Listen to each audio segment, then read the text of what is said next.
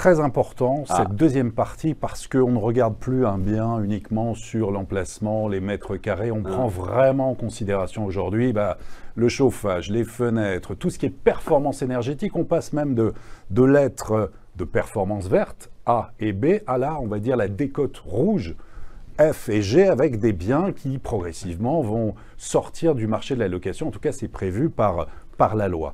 Alors, ces logements, ces passoires thermiques, tout d'abord un commentaire avec les cartes. Là, alors, les cartes, j'ai demandé effectivement au laboratoire économique du logement de la Fédération de regarder, de faire une approche et de faire une comparaison entre les logements vacants depuis plus de 2 ans. Vous savez qu'aujourd'hui, les logements vacants, c'est 8,5% de la totalité du parc, qui sont inflatés de 60 000 à 100 000 unités par an. On a pris 1 million de logements en 10 ans, vacants. Ouais. On en produit 350 000, mais il faut défalquer, bien évidemment, 60 à 100 000 logements, donc la production nette n'est pas celle-ci. Et particulièrement ces logements vacants depuis plus de 2 ans, vous voyez dans cet environ, particulièrement dans des territoires qui sont un peu des territoires délaissés, là où les politiques d'aménagement du territoire ne sont pas intervenues.